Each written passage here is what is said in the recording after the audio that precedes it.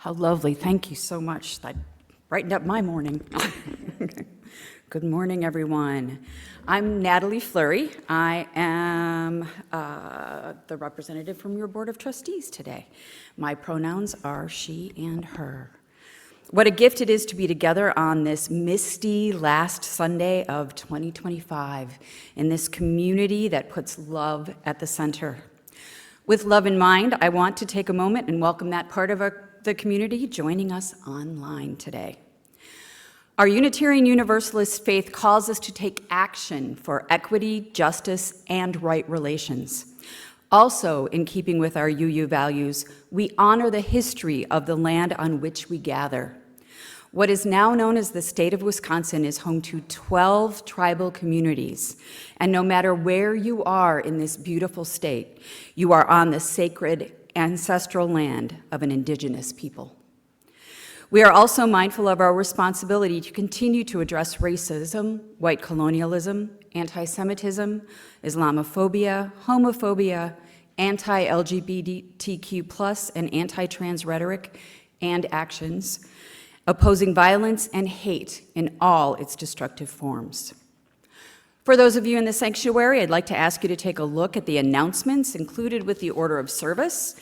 Those of you online can find most of the announcements in the e-news, in your email, or on the UUCW website.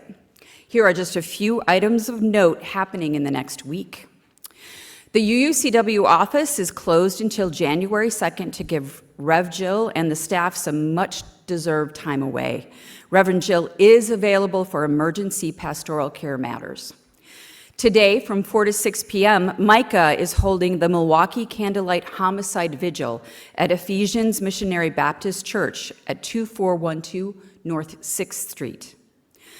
The Creativity Group is meeting on Tuesday, December 30th at 6:30 p.m. And there is a free full moon sound bath here at UUCW next Sunday, January 4th at 1 p.m. More details about these events and many other important upcoming events and activities are in the announcements. Please take the time to see all the ways you can be involved with this wonderful community. Now let's settle in for our time together.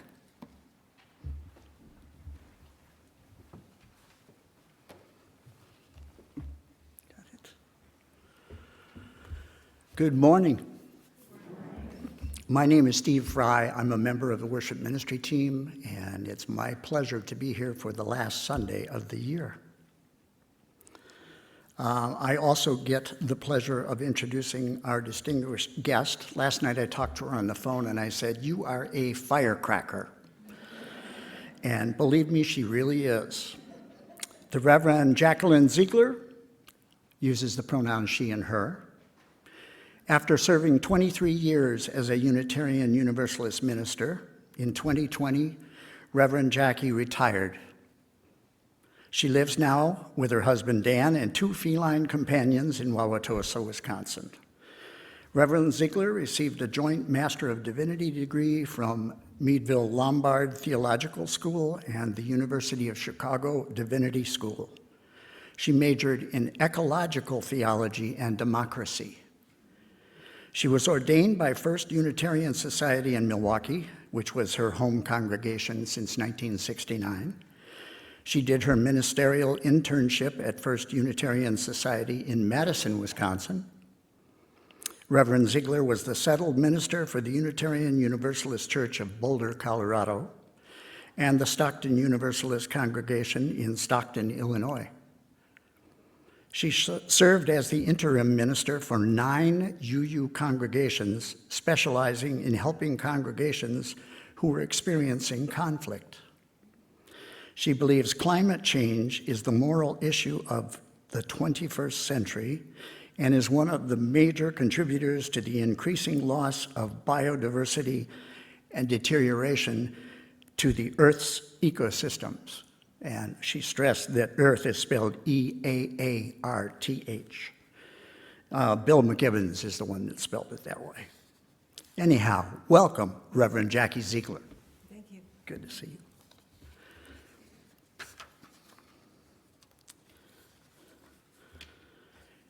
And now for our call to worship.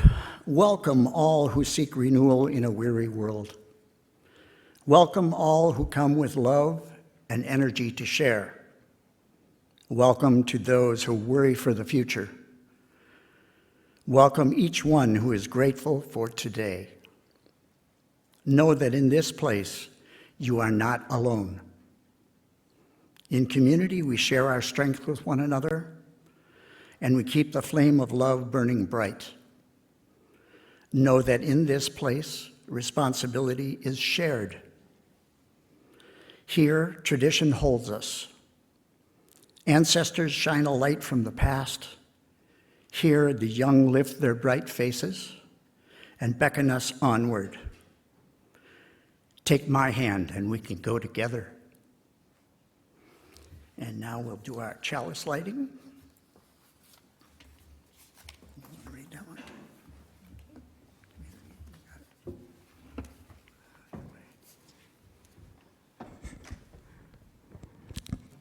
Please join in reading the chalice lighting, words written in the order of service. Community.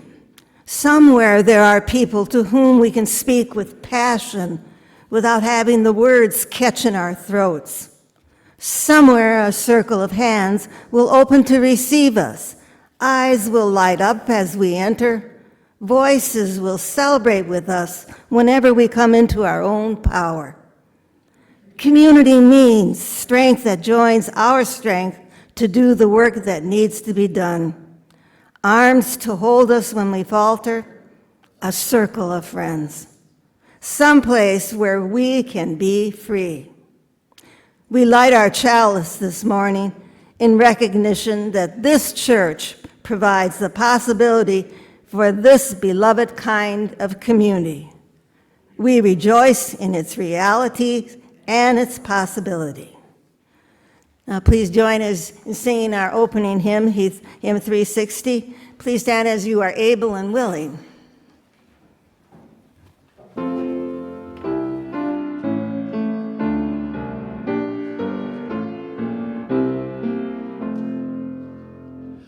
Here we have gathered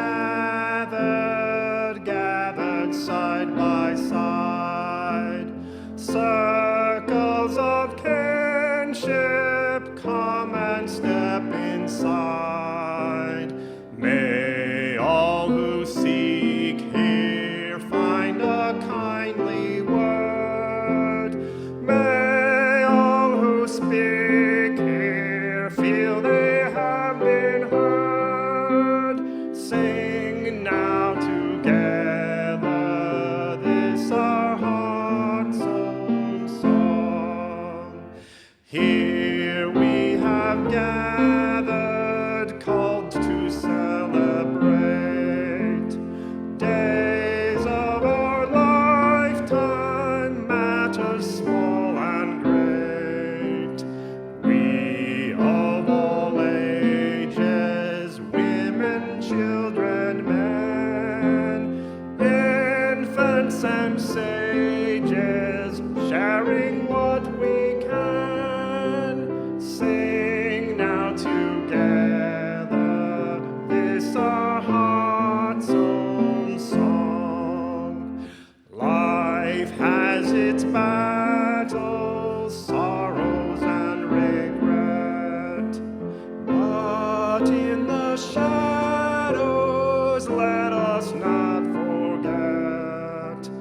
We who now gather know each other's pain. Kindness can heal us as we give, we gain. Sing now in friendship this our heart's own song.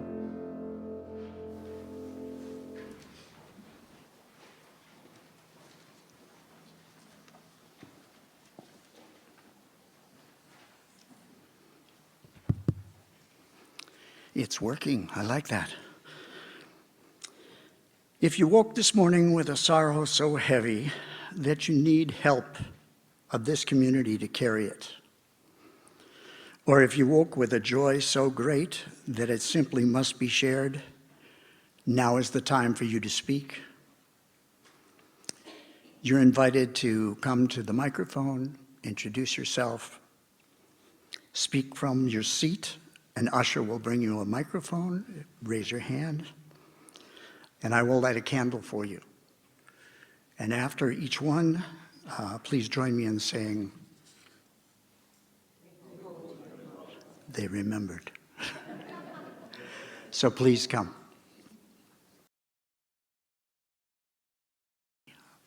I'll light one final candle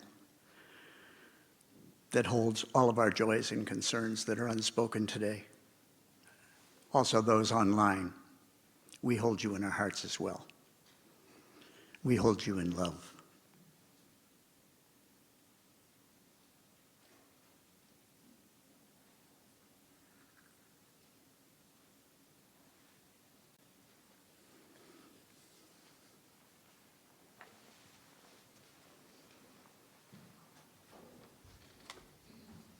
Now please join me in singing hymn number 123, Spirit of Life, for our singing meditation.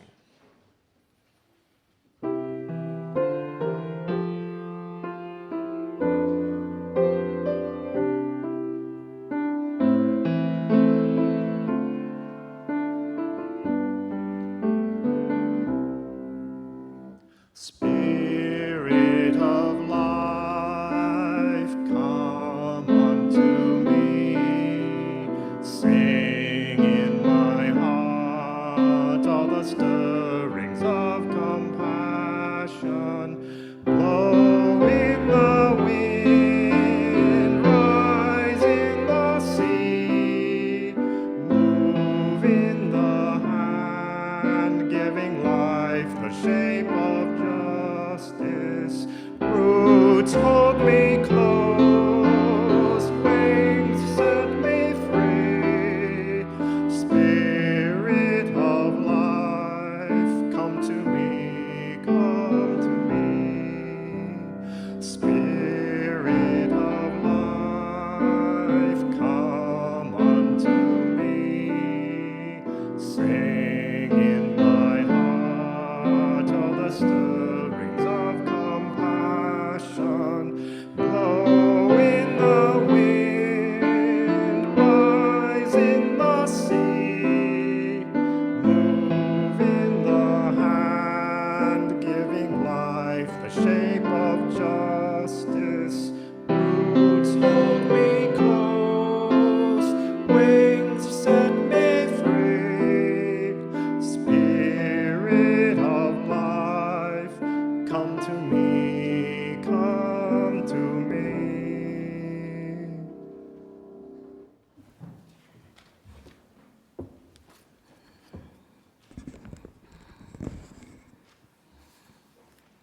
The reading for today.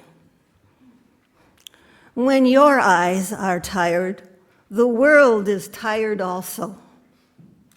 When your vision has gone, no part of the world can find you. Time to go into the dark, where the night has eyes to recognize its own. There you can be sure you are not beyond love. The dark will be your womb tonight. The night will give you a horizon further than you can see. You must learn one thing. The world was made to be free in. Give up all other worlds except the one to which you belong. Sometimes it takes darkness and sweet confinement of your aloneness to learn anything or anyone that does not bring you alive is too small for you.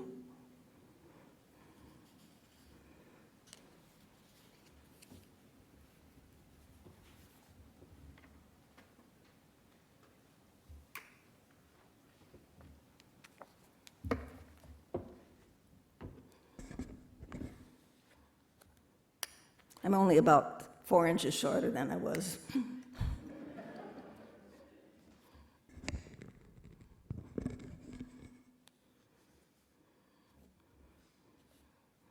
Good people, I start my reflection by asking you to imagine in your mind's eye a trip to a very special place. So if you're comfortable, close your eyes or direct them down, or simply listen while I guide you on a journey to this special place.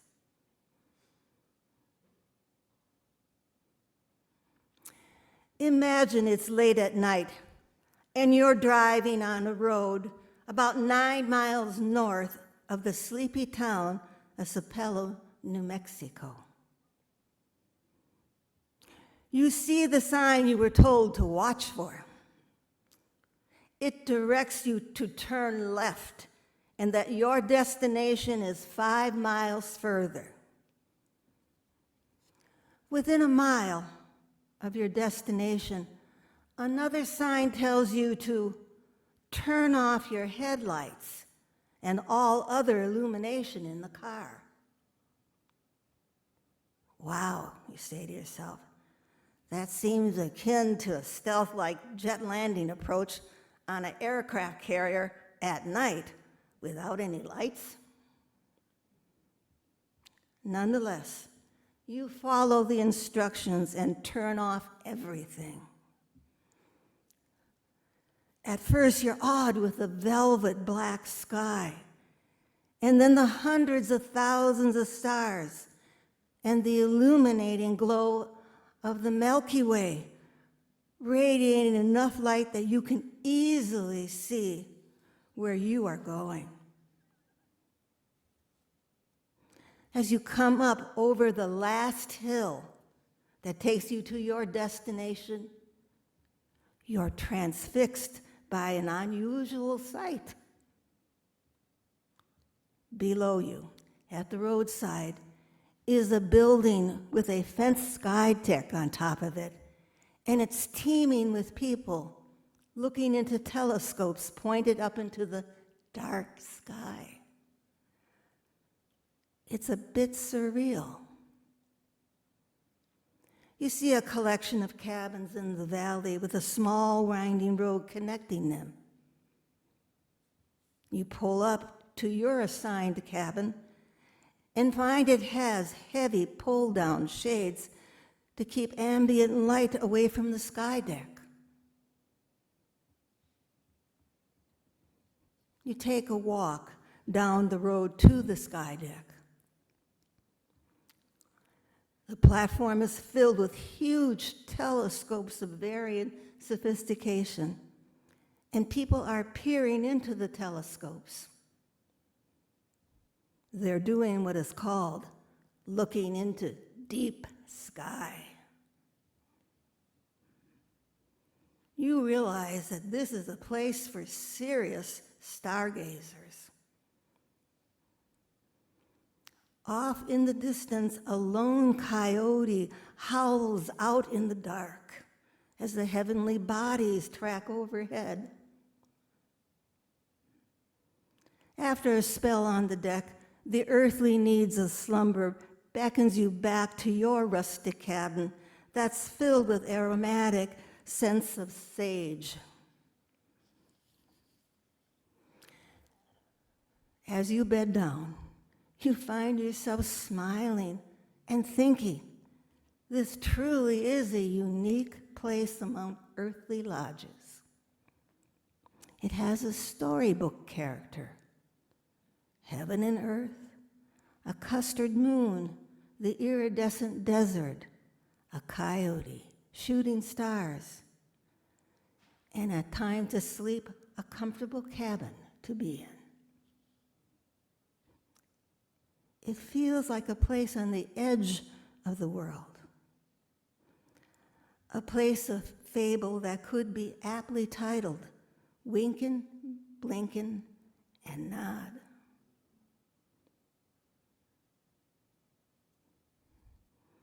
Good people, feel free to slowly open your eyes or bring your gaze back up.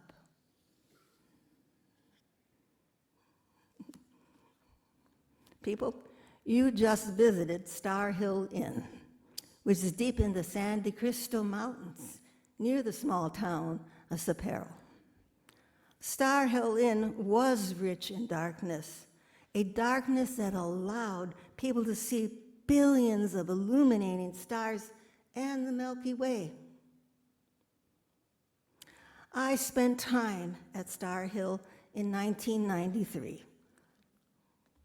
Dating myself here. Sadly, it's closed now. It was my idea of a perfect way to spend a vacation, a place to go if you, like me, love darkness. Now I want to share something about myself that not many people know about because it relates to this reflection. Darkness has been part of my psyche for a long time. When I was in seminary, very few people knew me by the name Jackie or Jacqueline Ziegler. Everybody there knew me and still know me better. And when I get a call, I know it's from those folks. Still know me better by my Wiccan name, Winter Star. Yes, in another incarnation of my present life, I was Winter Star. The name Winter Star, two words made into one, with a letter S of star being capitalized, was given to me by my beloved husband, Daniel, for my 40th birthday. And there's Daniel over there. He combined the two words to represent two of my loves in life.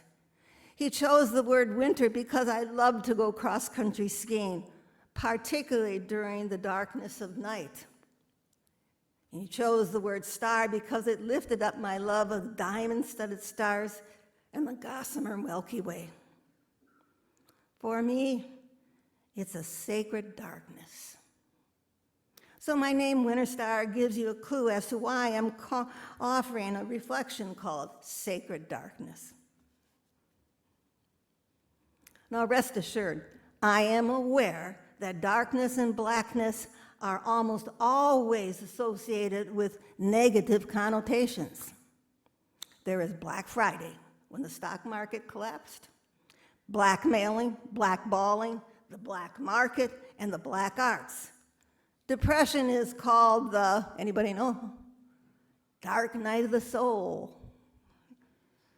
There is the age of darkness, or the Dark Ages, versus the Enlightenment age.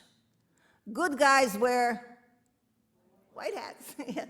Bad guys wear, gotcha. A primary purpose of religion has always been to set the world of darkness against the world of light, good against evil, and to prescribe human morals and ethical behavior accordingly. You know, each religion has its way of slicing the great pie of life into good and evil.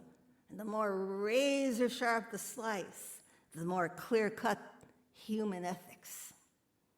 In the Old Testament, Isaiah says, "Woe unto them that call evil good and good evil, that put darkness for light and light for darkness, that puts bitter for sweet and sweet for bitter. Therefore is the anger of the Lord kindled against his people." In such a black and white universe, right and wrong are two distinct paths, one leading to heaven then, and the other to hell. True believers of this tradition would say it's a choice of one or the other. A songwriter, singer Bob Dylan aptly put it this way: you gotta serve somebody. It may be the devil or it may be the Lord, but you got to serve somebody. However, some religious traditions recognize the link between the dark and light sides and the relativeness of each in the human world. The Jewish tradition seems to recognize both the dark and light aspects of God, his wrathful and merciful nature. The Christian God's declaration, "I am the light," thus severs him from his brother, the devil, who represents the dark. In Taoism, the well-known yin-yang symbol represents the alliance of opposites as they flow into one another, where the white and the black colors are interconnected and dependent upon each other. The mystical, esoteric teachers, such as the Sufis, the alchemists, and the shamans, suggest that darkness is misunderstood energies within us. So that's a religious point of view. You know, though, we almost always speak and sing how beauty is brought about through light. But is it in the light that beauty only shines, I ask? Now, before I go any further, let me say that I love how brightness illuminates things and how they brighten the spirit. But I love darkness equally, maybe not as much, but pretty much as I love light. Think about it. Does not beauty shine when shadows fall through shades of darkness? There is a t-shirt with a logo that reads, "If all the world's a stage, I want better lighting."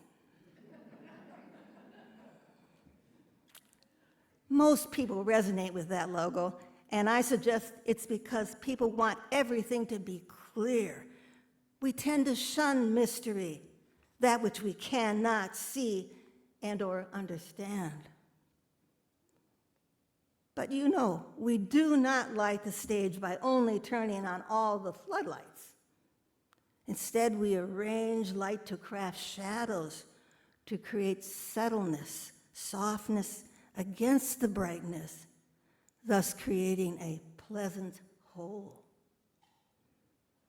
Darkness is a beautiful complement to the light, and vice versa.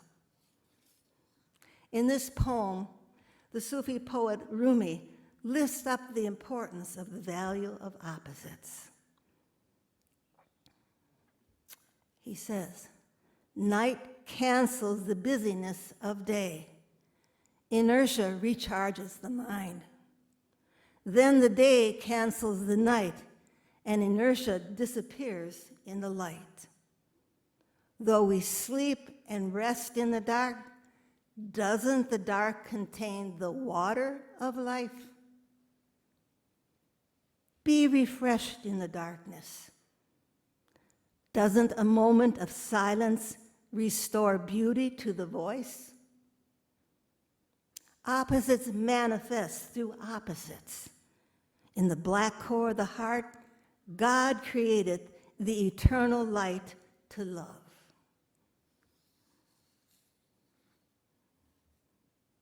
Echoing Rumi, today in this time of more darkness hours still, I suggest it is a very spiritual time because it beckons us to be our more spiritual selves, inviting us not so much to dismiss the darkness, but to enter the darkness with whatever light our consciousness brings to it. It is there, in darkness, as frightening as it is for some, where we truly can meet our spiritual selves. It is within the unknown darkness that our creativity, hopes, and promises take root and have their home. Promises of what, you might be asking?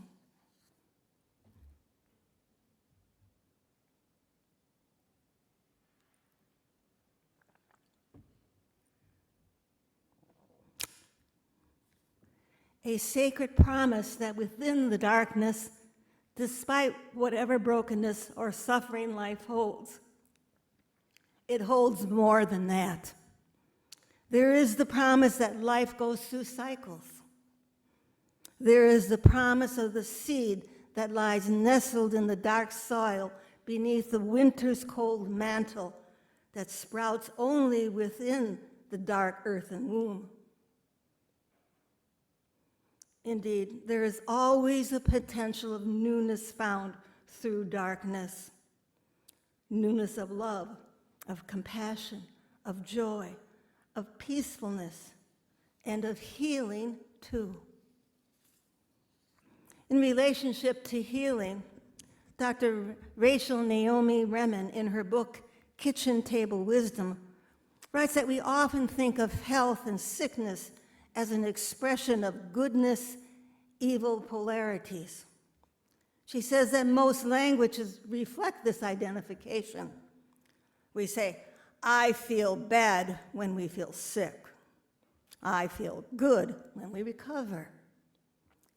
She says that darkness and light are further extensions of this plurality. Healing as a function of the good is associated with light, and sickness is a function of evil that is associated with darkness.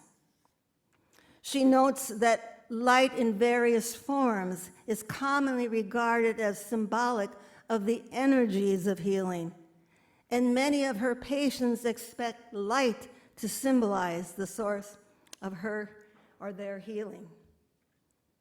But, she says, things are not always what we expect them to be. And she tells the story of the surprise of Steve, who, because he denied he had cancer, made his treatment very difficult. He delayed essential treatment and even sabotaged it several times. He was finally referred to her for psychological help. And she says, in our initial conversation, he described his cancer as this black hole in the middle of my life that keeps pulling me in.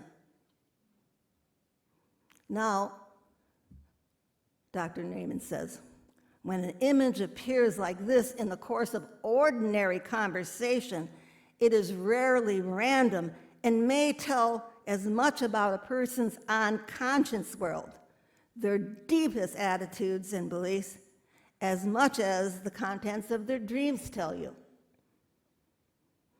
Without our knowing it, the dream maker in us may whisper our secrets directly to others. Steve's choice of words suggests that he was using all of his strength to resist the pull, not to surrender to the force of the disease in his life. She says perhaps for him, paying attention to his symptoms and taking medications came under the heading of surrender. And Dr. Raymond continues saying, I called his attention to the picture in his words and suggested it might be saying something important about himself and his life. That perhaps so much of his energy was being used up in resistance that it did not leave a lot left over to live with. She notes he nodded.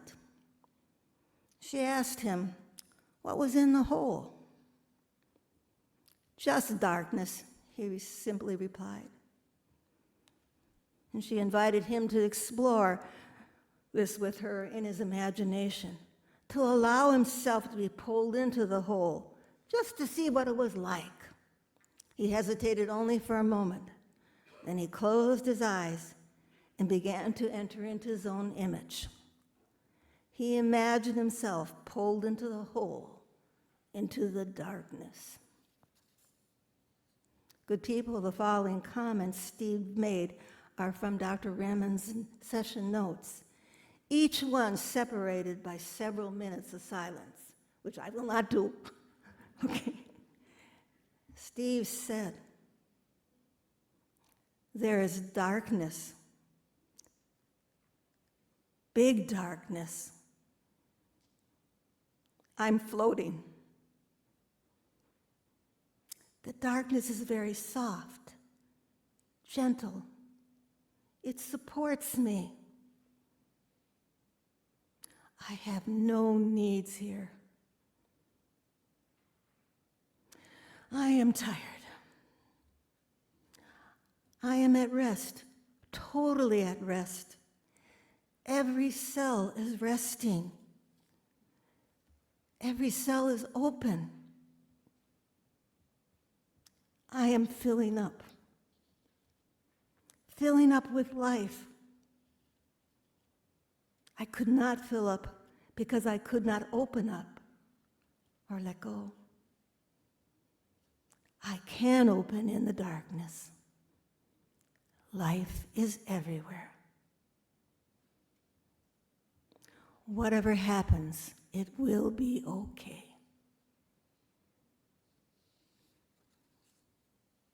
So ends his comments. So, good people, it's not surprising that spontaneous healing imagery may present itself through darkness imagery. Let's hear Mary Grigola's song, The Dark, sung by the UU Church of Concord, New Hampshire's choir quartet. I sing to the light that I see out the door, and it's dark, dark inside. I sing for the challenges this path has in store, and it's dark, dark inside. Oh, the darkness takes courage, the darkness takes time. Living in the darkness brings a different state of mind.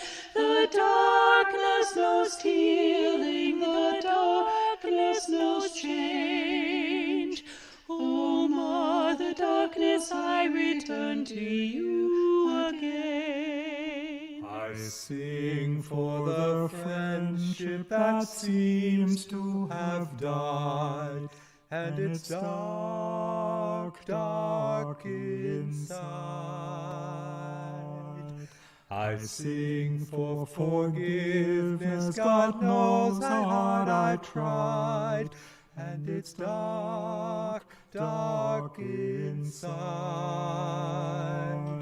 Oh, the darkness takes courage, the darkness takes time. Living in the darkness brings a different state of mind. The darkness knows healing, the darkness knows change. O Mother Darkness, I return to you again. I sing to the curtain surrounding my fear, and it's dark, dark inside. I'm breathing the grave I've been holding for years, and it's dark, dark inside. Oh, the darkness takes courage, the darkness takes time. A different state of mind. The darkness knows healing, the darkness knows change. The darkness, I return to you again. I sing to the void that embraced me with love, and it's dark, dark inside. The love that enfolds me below and above, and it's dark, dark inside. Oh, the darkness takes courage, the darkness takes time. Living in the darkness brings a Different state of mind. The darkness knows healing, the darkness knows change. I return to you again.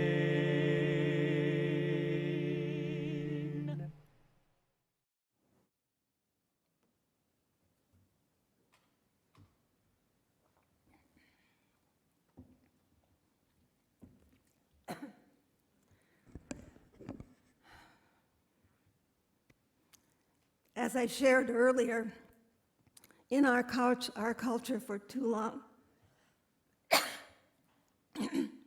darkness has primarily been associated with distress, fear, bad things lurking in the shadows, just waiting to jump out and get us. Our ancestors certainly felt that. Children and grown-ups are frightened of the dark, often because we can't see what is lurking there. And there are many dangers in the world when it is dark. Yet, for me, darkness is also a friend. Within its walls, without the harshness of summer's glare or the intrusion of too bright light, distractions are lessened. The world becomes simpler and softer. I find most of my best thinking, the introspective kind, come after the sun is gone to bed, it's gone down, and the outside world slows down. Usually that's about midnight for me. Then in the dark, my inner world of deeper thoughts, images, of possibilities and dreams come flowing through. It was the time when I usually wrote my sermons or reflections. And this is one reason I prefer darkness. With the darkness, more of my soul can bloom. So too when I'm up late in the evening reading, preparing a sermon, or taking a walk outside with my feline friends, the quietness of the darkness comforts me. Darkness is a promise of restfulness. Sleep is darkness, and in sleep's darkness, we experience its recuperative powers, don't we? Darkness often is a pause at the end of a busy day.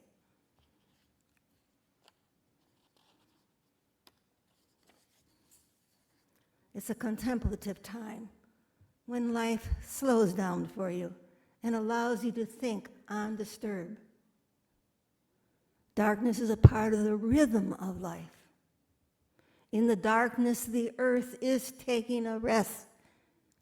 And good people, spiritually speaking, that would be good for us humans to do too, to embrace it. There is a metaphor of the speed of light suggesting great rapidity, right?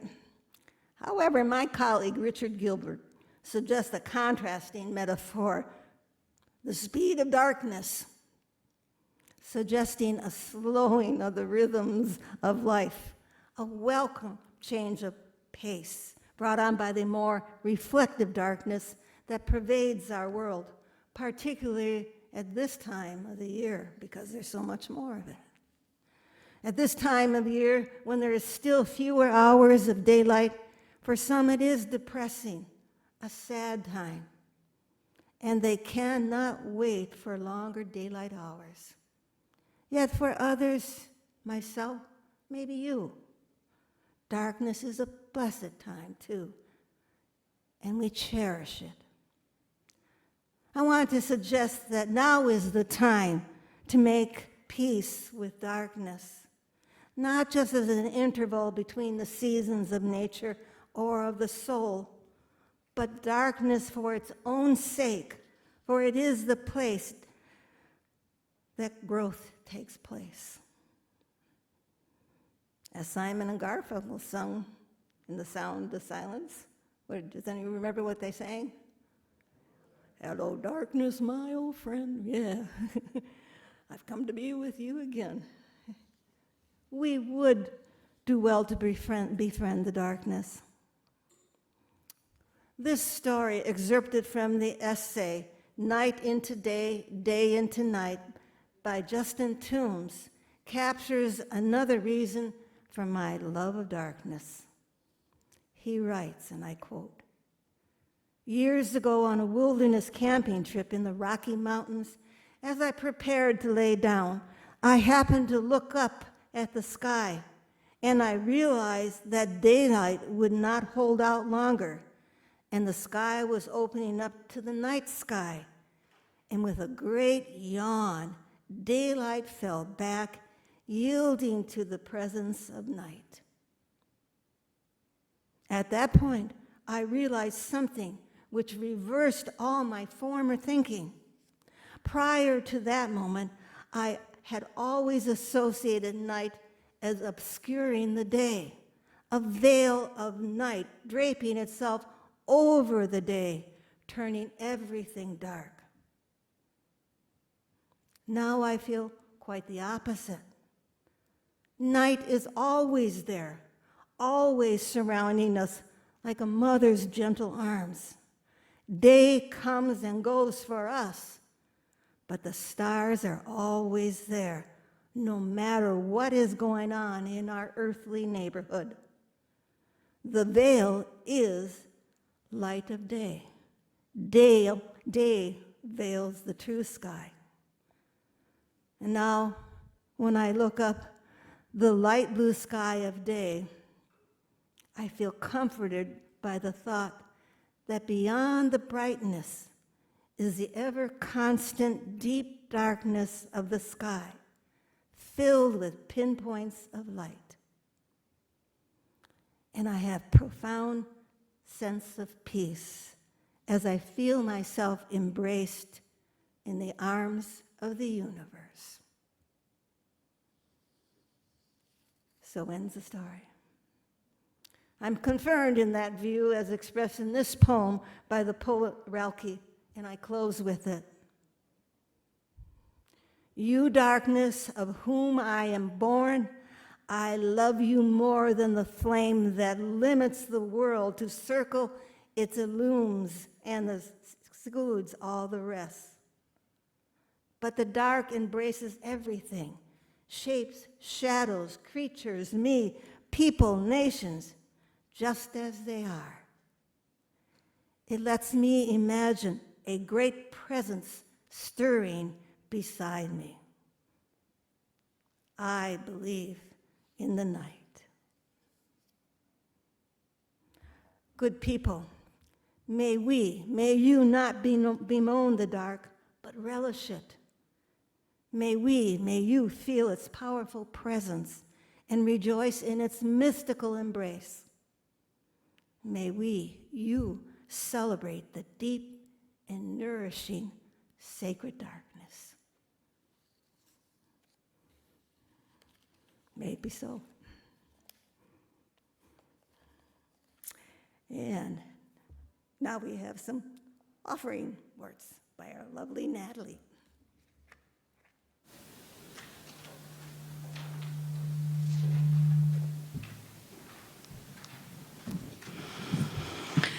As we come to the end of 2025, the Split the Plate Committee extends its warmest thanks to everyone in the congregation for your generous support of our partners throughout the year.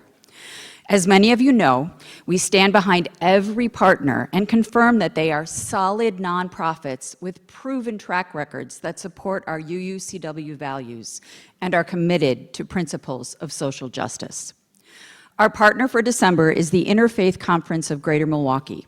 For more than half a century, the Interfaith Conference has fostered faith, cultural, and interracial understanding by building bridges of tolerance and friendship throughout the city, county, and beyond. 6 well-defined programs are the pillars that support the conference. Details about their work can be found on their website. These include dinners, social justice and restorative justice education, sustainability efforts, advocacy, and outreach throughout southeastern Wisconsin. A simple idea defines all of the conference's work: to counter hate, fear, anxiety, and bias by enhancing understanding, tolerance, and friendship. To support the Interfaith Conference of Greater Milwaukee, drop something in the offering basket or visit the UUCW website's Donate tab and select Split the Plate from the menu provided.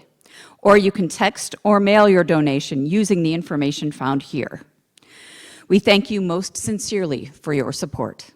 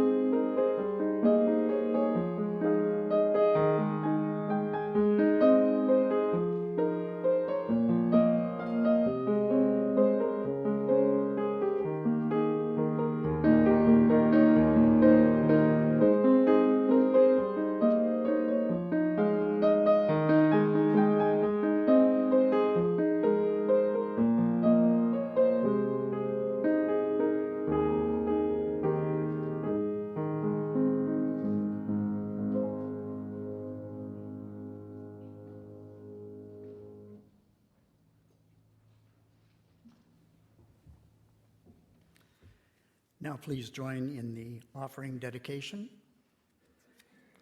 to the work of this community, which is to ground ourselves in love and joy, and to act for inclusion and justice. We dedicate ourselves and these our offerings. And please rise as you're willing and able, and let's sing hymn 168, One More Step, and Jim will lead us through it.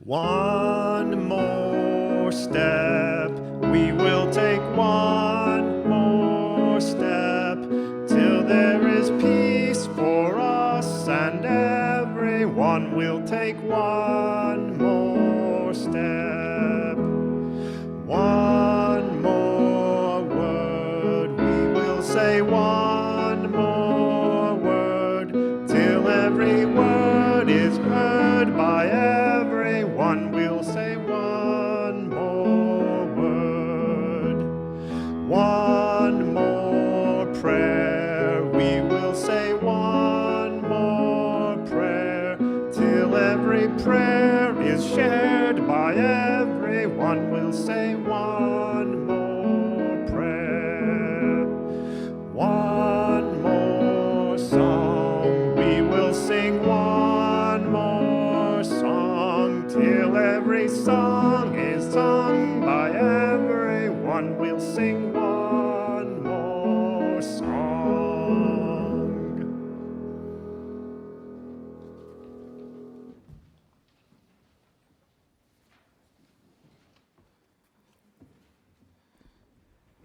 My closing words is this poem by the poet Mary Oliver.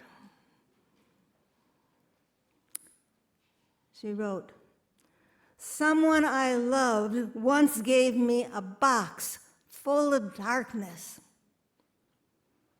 It took me years to understand that this too was a gift." And I invite you now to join in together saying the extinguishing chalice lighting words. We extinguish this flame, but not the light of truth, the warmth of community, or the fire of commitment. These we carry in our hearts until we are together again.